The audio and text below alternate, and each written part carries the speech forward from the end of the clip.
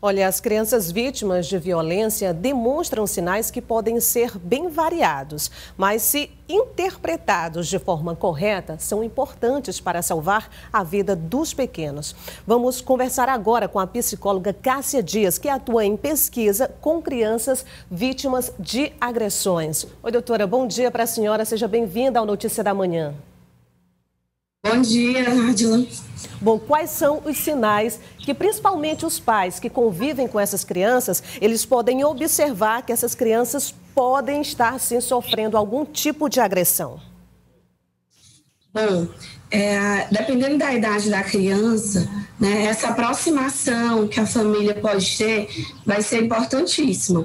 Porque quanto menor a criança, mais difícil vai ser com que ela expresse de forma verbal, né? Ou seja, que ela conte, que ela fale, que ela descreva, por conta mesmo da imaturidade, né? Então ela ainda não tem aquelas habilidades, aquele nível de repertório de palavras que possa descrever bem o que acontece. Então, quanto menor a criança, mais esses comportamentos podem aparecer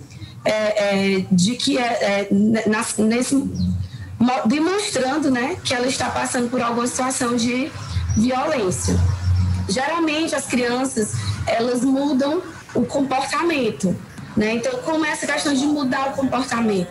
Elas têm um padrão, né? Elas geralmente, por exemplo, se a criança for bem extrovertida, bem falante, bem alegre, né, bem desenvolta, ela começa a mudar, né? Começa a ter um comportamento o contrário do que ela já apresentava. Ela fica mais retraída, né? Às vezes apresenta até alguns comportamentos fisiológicos mesmo, que é dor de barriga, alteração no sono, né?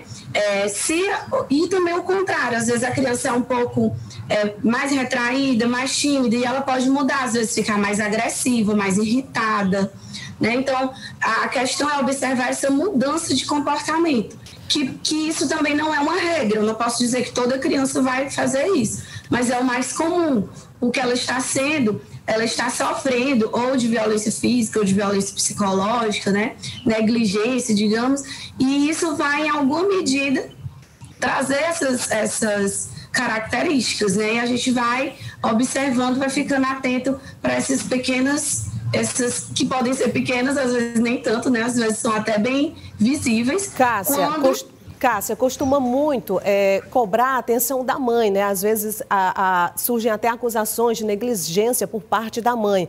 Mas os parentes também, outros parentes mais próximos, como tios, avós ou até mesmo amigos, podem ficar atentos porque às vezes a criança, ela não demonstra para a mãe algumas atitudes citadas por você agora, mas pode demonstrar para um tio, para o avô, por exemplo.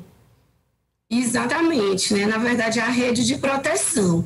A criança, em todos os documentos legais, ela vai estar como prioridade, né? Para o Estado, para a família, como realmente alguém que é vulnerável, porque ela precisa desse cuidado, né? De todos nós. Então, todas as pessoas envolvidas nesse cuidado, nessa atenção à criança, elas podem ser importantes nessa atenção. Inclusive, né, as instituições, principalmente a escola, né? A gente sempre vê quando acontecem esses casos, né? Ou que foi o médico, o pediatra, ou foi numa urgência hospitalar, ou foi na escola que também percebeu, né? Que observou esses sinais, observou algumas coisas que ligaram um alerta, né? E aí começaram a investigar, a perceber e tentar proteger essa criança. Então, é muito importante. Só para a gente encerrar, Cássia, os vizinhos também podem ficar atentos. O Conselho Tutelar deve ser o primeiro órgão a ser comunicado em caso de agressão com criança? Sim, o Conselho Tutelar é um dos órgãos, a Vara da Infância e Juventude também, a Delegacia de Proteção à Criança também, então existem vários órgãos, né? Como eu falei, toda a sociedade civil, vizinhos, parentes, são importantes nesse processo de cuidado com essa criança, né? Porque ela precisa ser protegida, ela precisa ser preservada. Ok, Cássia Dias, psicóloga, muito obrigada por suas informações, né? Vamos torcer aí para que as crianças sejam cada vez mais protegidas e estejam livres de agressões. Obrigada, Cássia.